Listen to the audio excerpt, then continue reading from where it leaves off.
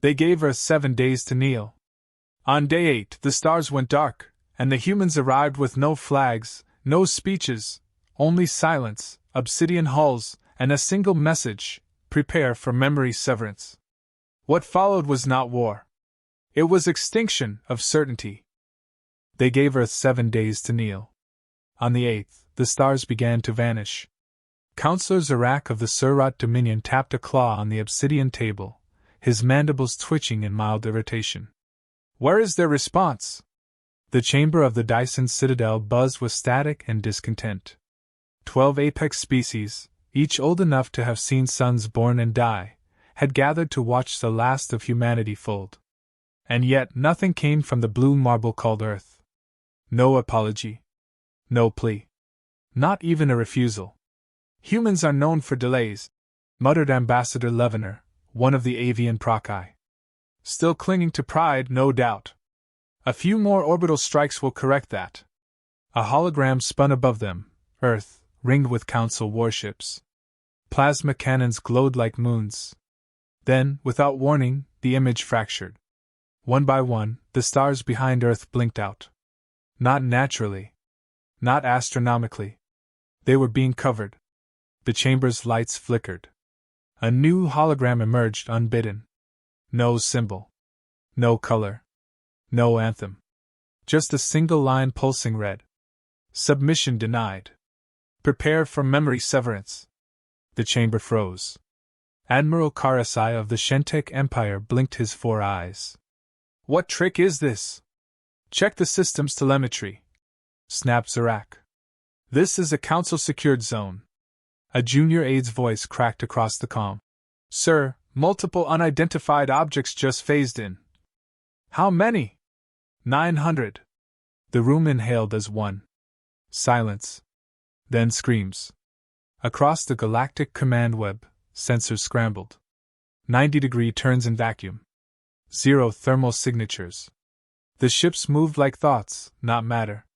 No transmissions. No crew data. Just black holes darker than physics allowed. A wave of cold understanding swept through the chamber. These weren't defense ships. They weren't negotiators. They were statements. One of them broke formation. A small, nondescript shuttle drifted toward the Citadel. No weapons. No escort. Counselor Zarak snarled. Destroy it. Admiral Karasai raised a hand. Wait. Let it land. Why? To see what they think they're doing. The shuttle docked in perfect silence. The chamber's great doors hissed open. And in walked the last name anyone expected to hear again. Silus Ror. His face was older, scarred like burned steel. Eyes like frozen oceans. He wore a matte black exosuit, civilian in cut, military in aura. And in his left hand, a cube. Small. Seamless. Humming. No guards flanked him. No weapons. None visible. The room trembled. Zarak hissed. Silus Ror died during the Martian rebellion. Rourke's voice rumbled like something buried too long. I died where your spies stopped looking. The cube pulsed. Rourke stepped to the central table, letting the silence stretch thin and tight. No one moved. You summoned humanity to kneel, he said flatly. You expected surrender. You expected fear. He held up the cube. You expected us to fight with guns. Zarak's claws twitched. This is not a diplomatic. Shut up. Rourke's tone didn't rise. It flattened. This isn't diplomacy. This is punctuation. 2 guards stepped forward, weapons drawn. Rourke didn't flinch. Shoot me, he said, locking eyes with the nearest one. And I'll make sure your granddaughters dream of me drowning your sons. They froze. I came alone because I didn't need backup. I came with this. He set the cube down. Because your weapons are aimed at the wrong thing.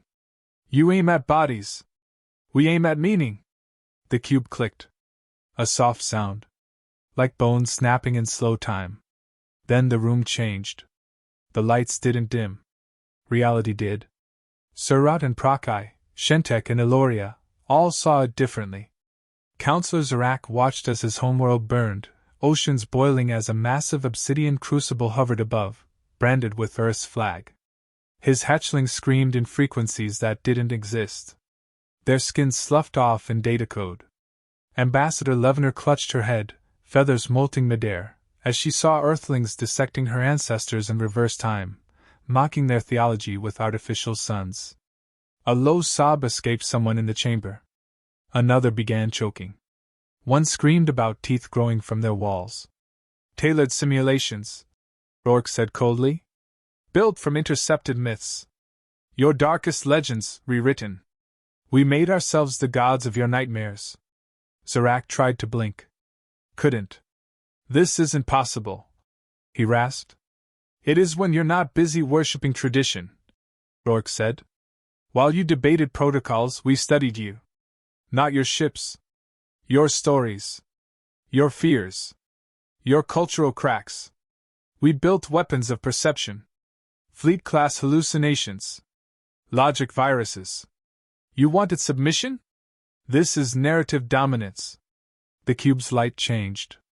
Now each delegate saw their own corpse lying before them. You think you still control this war? Rourke stepped around the table. This war ended the moment we made your people believe it did. One counselor lunged at him, shrieking. Rourke sidestepped. The alien hit the floor, convulsing. Penumbra thought had taken hold. Another counselor began smashing his head into the table, screaming about phantom insects inside his eyes. You did this? Zarak snarled. No, Rourke said. You did. We just made sure it went viral.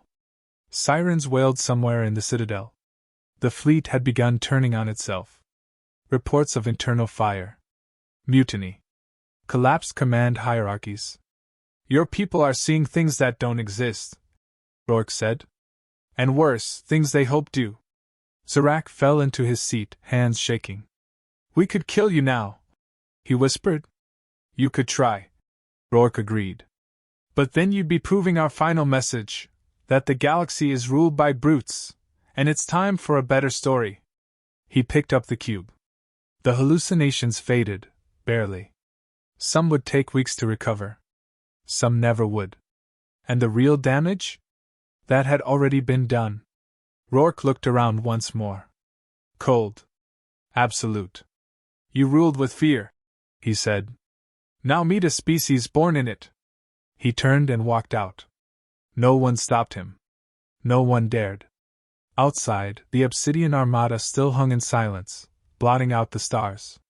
Humanity had arrived, not to fight, but to rewrite the galaxy. Tell me, Rourke said, voice level as a surgeon's breath. What do gods fear? The council chamber writhed with soundless panic. 12 delegates, apex predators of 12 ancient species, sat paralyzed beneath the humming pulse of the cube. Each of them had lived long enough to witness stellar empires rise and disintegrate. Yet none had seen anything like this. They stared not at Earth's last diplomat, but at a man who had walked out of legend with a relic from hell. The cube pulsed once more.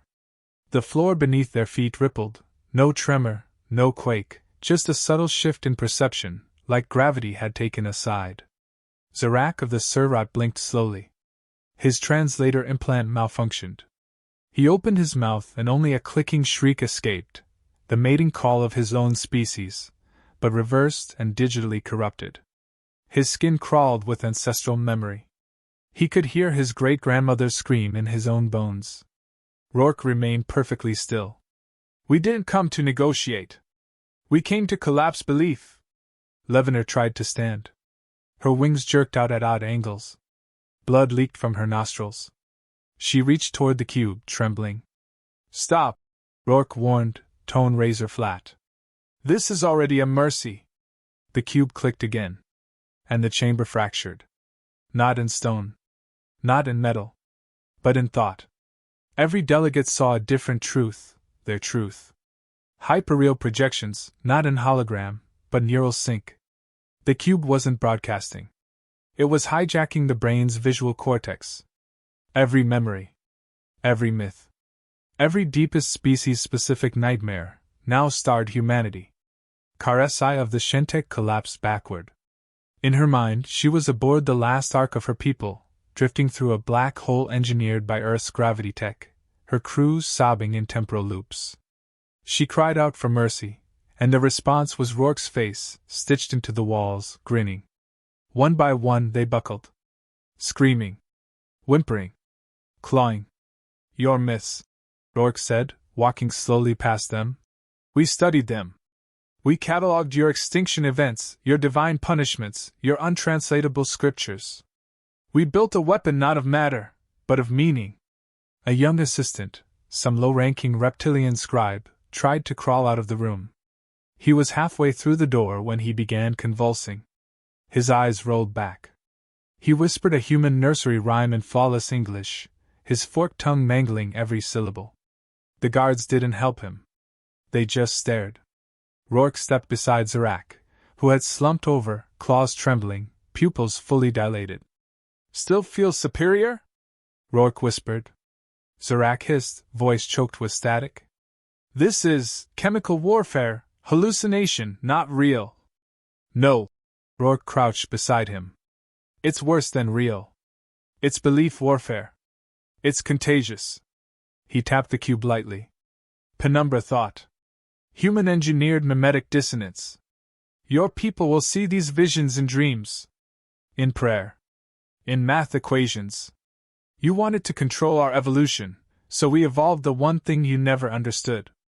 He looked up at the other delegates, most of whom were now hyperventilating, some speaking to beings that weren't there. "We evolved mythogenesis." Levener managed to find her voice. "What do you want?" Rourke turned, gaze boring into her soul. "We already took it." A flash echoed through the chamber. A council-wide emergency feed flickered to life overhead. Across every major outpost, station, and fleet, a broadcast began. Each screen showed the 12 council members kneeling, submitting, signing Earth's terms. The footage was flawless. Verified biometrics. Confirmed transmission chains. It was a lie. And it was perfect. "Impossible," Car SCI gasped. "Deepfake?" Levener croaked. "No," Rourke shrugged. "Something worse. A preloaded narrative virus we embedded into your networks a decade ago. It activated once your brainwaves hit a specific trauma threshold." He smiled. "You did that to yourselves." Already, Council fleets across 6 systems were retreating. Civilian populations were revolting. Multiple species had begun broadcasting surrender messages, believing their leaders had capitulated. The Citadel's internal comms were overwhelmed with desperate queries, mutiny alerts, and mass resignations. One delegate stood. Just one. Valon of the Mecthorax, a species known for resistance to psychological warfare. He was 10 feet tall, armored like a beetle god, and his voice rumbled like stone grinding steel.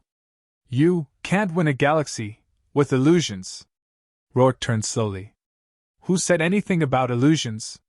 He walked up to Valon, toe to toe, and placed a hand on his armored chest. "You see shadows, because we own the light." The cube's final pulse expanded. Not sound. Not light. Just understanding. Every living being in the Citadel felt it, like a second heartbeat, buried behind their own. A silent awareness that this wasn't the end of war. It was the end of certainty. "We're not just a species anymore," Rourke said, loud enough for every corner of the chamber. "We're a story now. A virus of meaning. You fire missiles. We rewrite nightmares." He turned. No one tried to stop him. "Earth doesn't conquer," he said as he reached the exit. "Earth infects." The doors hissed open. He left. And behind him, the most powerful beings in the galaxy stared at a cube that was no longer glowing, but had already done the only thing it needed to. It made them believe. The Citadel's internal defense grid crashed first. One by one, the command relays blinked offline, not by force but through recursive data denial, Earth's signature. The systems couldn't even scream for help. They just went still. Counselor Zarak, blood streaking his cheek from where he'd smashed his head against the edge of the war table, gripped the comm rail. Activate orbital retaliation pattern. Now! Aid stations remained silent. Their operators were shaking, crying, mumbling fractured Earth nursery rhymes in corrupted dialects. Zarak turned to his chief technician. Her eyes were open, but unfocused, staring into a projection that wasn't there. She whispered, "The humans are inside the language." The words struck like a plague. Inside the language. Rourke stood near the chamber's exit, still as obsidian. No guards moved. No weapons fired. They all just watched him, waiting for the next impossibility. "This isn't a siege," he said calmly. "It's a self-inflicted confession." Counselor Levener staggered forward, feathers soaked and matted. What did you do to them?" "We didn't touch them," Rourke said. "We just gave your systems a story so good they couldn't tell it from reality." Karasai of the Shentek had locked herself inside her throne's neural cocoon, but her signal leaked. Images of her own people burning, crushed by black, jagged earth machines named after extinct gods, Abaddon-class skinners, Leviathan scramblers. Entire cities eaten from the ground up. Her mind fed the cube, and the cube fed back worse. A static heavy shriek cut through the chamber. One of the outer orbital fleets had opened fire. Not on the human fleet. On themselves. 6 ships went dark in under a minute. They believed the others were human infiltrators. They believed their own captains were compromised. The virus had spread from perception to protocol. Rourke turned to face the council again, his voice rising for the first time. "This is what happens when you think the mind is sacred and undefended. You left it wide open, and we didn't come to invade. We came to occupy." Zarak pounded the console. "We still have 20 planetary fleets. Earth is a single system." "You had 20 planetary fleets," Rourke corrected. "Now you have 20 uprisings. The broadcast went live 5 minutes ago."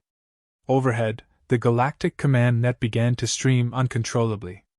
Visuals from across the Council's empire. Riots. Desertions.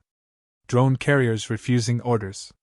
Entire colonies flying Earth's black flag, the triangle inside a broken ring.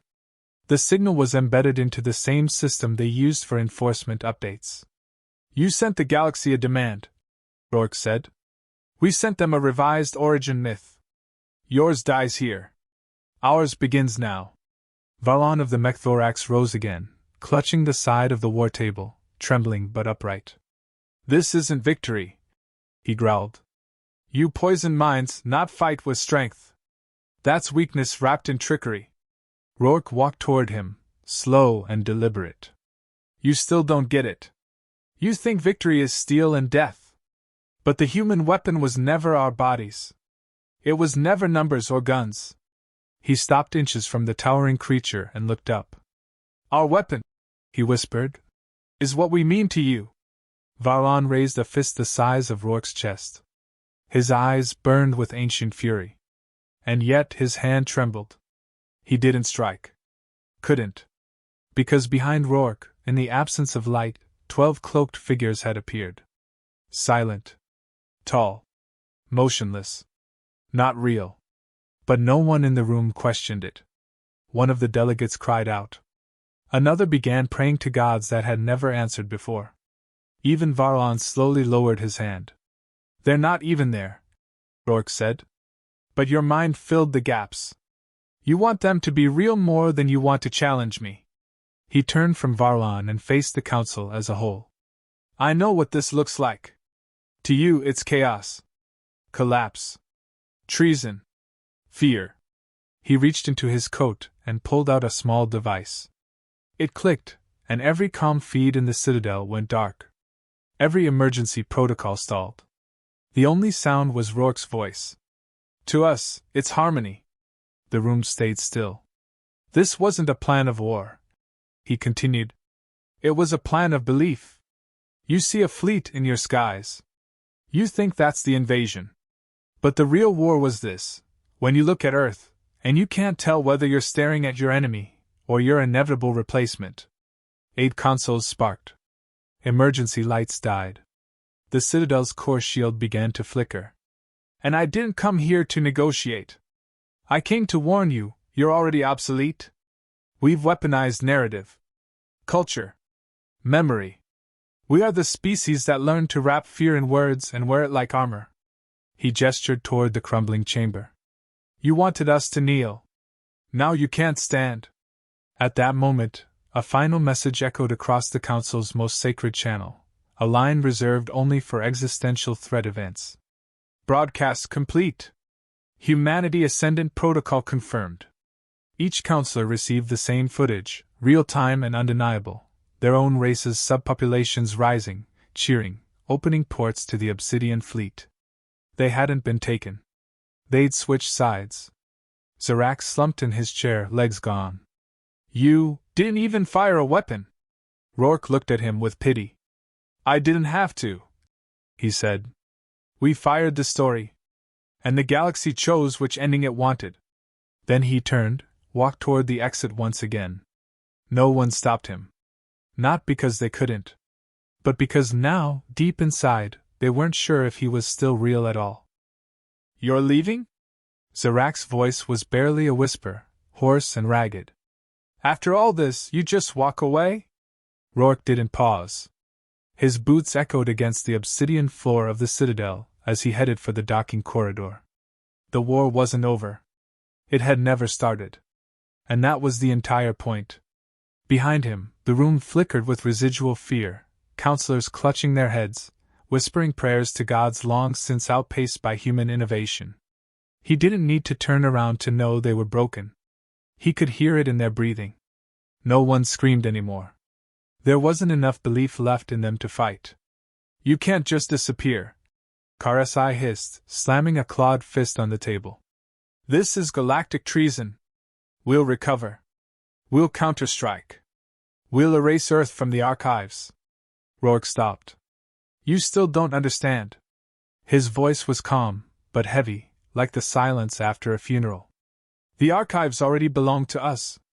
A screen flared to life overhead, crackling with static, then clarity.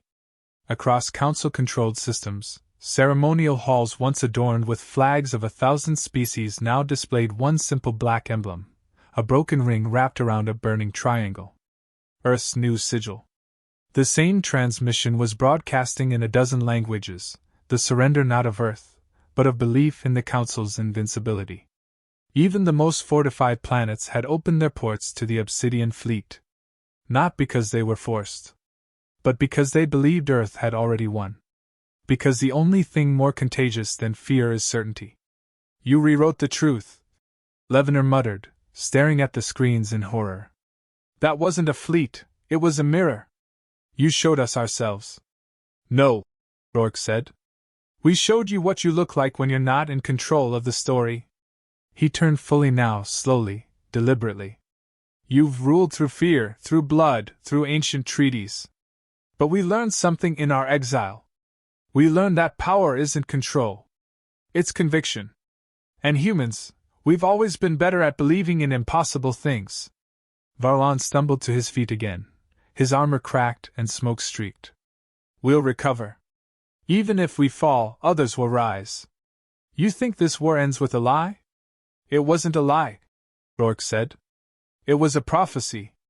And like all good prophecies, it came true the moment you heard it. He stepped closer to the war table, now littered with broken data pads and trembling limbs. Do you know what they're calling us out there? He pointed to the screen. A newsfeed flickered. Obsidian heirs. Humanity the resurrected. Earth's empire of meaning. They're not resisting, Rourke continued. They're joining. They were waiting for someone to give them a myth strong enough to believe in again. And we were the only species desperate enough to become one. Silence. Then a soft chime from the cube, still resting on the center of the table. Its glow had dimmed now. But it didn't need to burn anymore. The infection was complete. You don't need weapons when the idea of you is more dangerous than the reality. Zarak's claws twitched. You built all this, in the dark? No, Rourke said. We built it in your shadow. You made us outlaws. So we became ghosts. You stripped our voice. So we learned to speak through silence. He stepped toward the exit again. Every footstep seemed heavier now, not with strain, but with the weight of what had been done, a revolution without guns, a surrender without chains. At the door, he paused and turned one last time. The Council isn't falling because of Earth. It's falling because of the weight of its own certainty. All we did was tip it. Levner collapsed into her seat. So that's it, then? No demands? No conquest? Just vanish and let the galaxy rot in its own doubt? No, Rourke said. We're not vanishing. We're becoming inevitable. The doors slid open. His final message echoed across the room, and into the data feeds of 1,000 worlds. You feared our extinction. You should have feared our imagination. And then he was gone. Silence returned to the chamber, but it wasn't the silence of peace. It was the kind that only follows after faith dies. Above the citadel, the Obsidian fleet began to vanish in precise formations, not by jump drive or wormhole, but by collapsing themselves into encrypted signal pulses. They turned into stories, legends, fragments of perception riding radio waves into the void. The fleet hadn't come to fight. It had come to ascend. Hours later, on a forgotten mining moon orbiting Proxima Theta, a child pointed to the sky and asked his father why the stars had begun speaking in whispers. The father didn't know. But when he listened close enough, he could almost make out the words. We're not your enemy. We're your next chapter.